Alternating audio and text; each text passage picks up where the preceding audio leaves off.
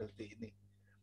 Nah, kemudian kalau yang administrasi itu menyangkut ketentuan-ketentuan seperti ini. Satu artikel jurnal internasional atau jurnal nasional, KI, ya seperti ini itu ketentuan di administrasi. Ya, pekerjaannya untuk mereview administrasi itu sebenarnya sangat sederhana. Saya coba buka di Simultapmas ya. Nah, ini misalnya saja, kelihatan? Kelihatan ini? Saya buka Simultapmas. Sudah ya? Nah, misalnya kalau saya buka, klik di sini, ini kebetulan belum dikunci ini. Ini untuk evaluasi administrasi ya, di atas ini. Nah, ini kalau klik, nah cuma begini aja, klik iya, tidak, begini. Jadi misalnya pengusul memiliki minimal 2 artikel. Setelah kita cek, oh tidak punya, ya diklik tidak. Selesai sudah. Oh punya, publikasi URL-nya bisa diakses. Kita coba klik URL-nya, oh tidak, ya diceklik begini. Ya. Pengusul sesuai dengan jumlah kata per bagian, oh tidak, nah, misalnya gitu ya. Terus kita beri catatan, pengusul tidak sesuai panduan, bab 1 yang harusnya 500 menjadi 797 kata. Nah, ini menjadi catatan kita. Nah, sebenarnya di review administrasi itu tidak complicated ya, tidak berat dibandingkan dengan review pada substansi nantinya. Oke. Nah, jadi Bapak Ibu, kita akan melihat review administrasi, dan kalau lolos review administrasi, maka nanti akan masuk review substansi yang dinilai ini. Nanti ini yang akan dijelaskan oleh Prof. Saryono. Dan review administrasi, review substansi itu tidak akan pernah terjadi kalau tidak lolos administrasi.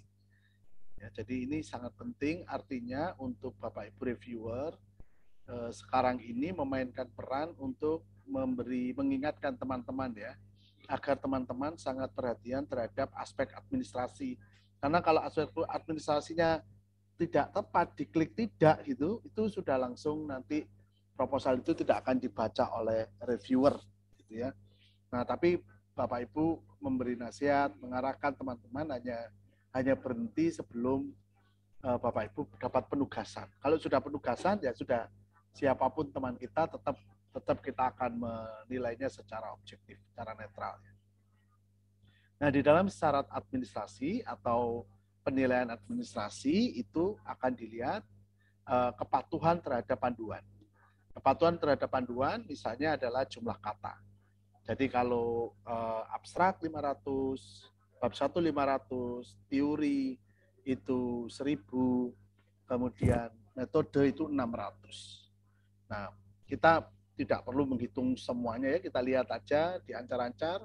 Kalau itu memang kayak menurut kita lebih banyak, baru kita copy, kita pindahkan ke Word, sudah langsung kehitung kata-katanya. Nggak usah dihitung satu-satu. Nah, biasanya teman-teman pengusul itu keliru di dalam membuat tabel.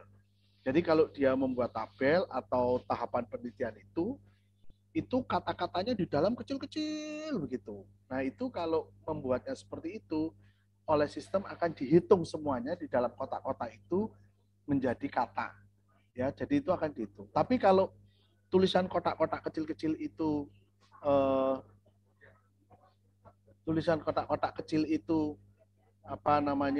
difoto ya, kemudian dimasukkan, walaupun kata-katanya banyak, itu tetap dihitung satu karakter saja, satu kata saja ya.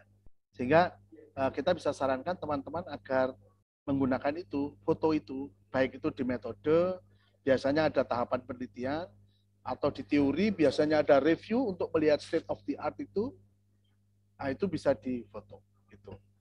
Kemudian juga bab itu sudah baku, ada abstrak, ada bab 1 latar belakang, yang isinya ada tujuan, yang isinya ada urgensi, ya. Kemudian bab 2 isinya teori, ada roadmap, ada state of the art di situ.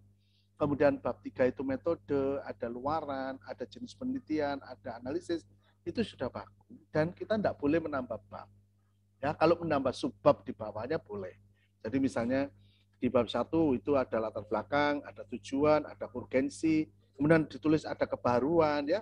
Di dalam itu boleh, tapi jangan membuat subbab baru lagi. Nah, kalau itu terjadi, itu tidak mengikuti ketentuan. Termasuk cara penulisan. Penulisan itu harus angka. Jadi bukan side note, bukan footnote, tapi angka. Ya, ada yang sudah angka tapi pakai footnote di bawah. Ada ibid, ada opsit, ada logsit itu. Nah, itu tidak dipakai ya. Kemudian ketentuan jumlah publikasi. Jadi kalau melihat aturannya, nah ini aturannya bahwa pengusul jenis proposal ini, nanti proposal yang lain punya ketentuan yang berbeda ya. Pengusul jenis proposal ini memiliki satu artikel di jurnal internasional dan atau berarti salah satu ya, satu artikel di jurnal nasional terakreditasi. Jadi ketentuan ini akan berlaku untuk satu saja. Jadi dari panjang lebar CV yang mereka miliki, kita hanya mencari satu. Kalau satu itu ada dan peneliti menjadi main author atau corresponding authors, itu sudah cukup. Sinta, dicek Sintanya 2 atau 1, itu sudah cukup. Bagi administrasi, itu dia sudah boleh lanjut. Nah, tapi juga dilihat dari URL-nya. Apakah URL atau link-nya itu kalau diklik bisa langsung menunjukkan ke artikelnya itu atau tidak. Kalau bisa menunjukkan langsung ke artikelnya dan kita bisa membuktikan bahwa penulis atau pengusul adalah namanya nomor 1, nah itu sudah cukup, gitu ya. Atau dikasih tanda corresponding authors itu sudah cukup. Cukup satu saja. Ini nanti membedakan dengan kalau kita mereview pada substansi di bagian rekam jejak. Kalau di rekam jejak itu bukan satu sesuai dengan syarat administrasi, tetapi dihitung jumlah sebanyak-banyaknya. Kalau rekam jejak ya. Nanti kita lihat contoh rekam jejaknya. Jadi kalau ini link URL-nya cukup dilihat satu saja, termasuk KI, juga kadang-kadang kalau KI ini dilampirkan sudah oleh mereka. Kalau karena kan satu lembar ya, satu lembar itu dilampirkan. Gitu. Kemudian mitra juga menjadi syarat. Jadi harus kita cek mitranya, dia punya lembaran mitra dan ada satu anggota dari mitra yang menjadi anggota penelitian ya. Anggota pengusul 2-3 orang dan minimum 1 orang anggota berasal dari mitra.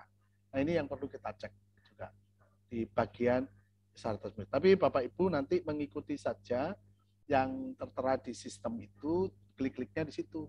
Jadi kalau di situ misalnya tidak ada H-index misalnya, ya tidak usah dipermasalahkan ya. H-index. Jadi ada syarat khusus H-index, seperti kemarin kita sudah diskusikan, ini hanya untuk mereka yang ingin mengajukan proposal lebih dari 2. Ya, 4 proposal misalnya, itu ada syarat H-index. Nah, kalau dia tidak ada H-indexnya, ketika Bapak Ibu buka sistem, ya berarti itu dia memang tidak mengusulkan lebih dari 2. Dia mengusulkan sesuai standar. Ya. Nah, Bapak Ibu ini seringkali menjadi masalah, 50% bahkan sampai 60% proposal itu bisa gugur hanya karena syarat administrasi yang diajukan oleh pengusul. Ya. Nah, oke, kalau eligibility tadi bicara tentang NIDN, NDK, ketua pendidikan, jabatan tadi ya, ini hanya berlaku untuk ketua. Ya, berlaku untuk ketua. Kalau anggota itu bebas, bahkan yang tidak punya NIDN, tidak S2, itu boleh. Tidak punya lektor, asisten ahli boleh. Terutama kalau itu dari mitra kan pasti tidak punya track record seperti itu. Nah, itu tidak perlu dikhawatirkan. Nah, kalau rekam jejak beda dengan administrasi, ini bukan dilihat satu saja tapi jumlahnya. Coba saya buka dulu untuk yang Simultapmas untuk rekam jejak. Oke. Kita buat yang 2019, 2020.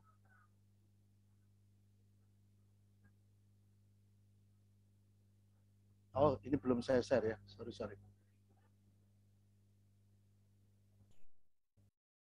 Sudah kelihatan Bapak Ibu? Ya, kelihatan Pak. Oke, jadi kalau kita buka Simultapmas ada evaluasi administrasi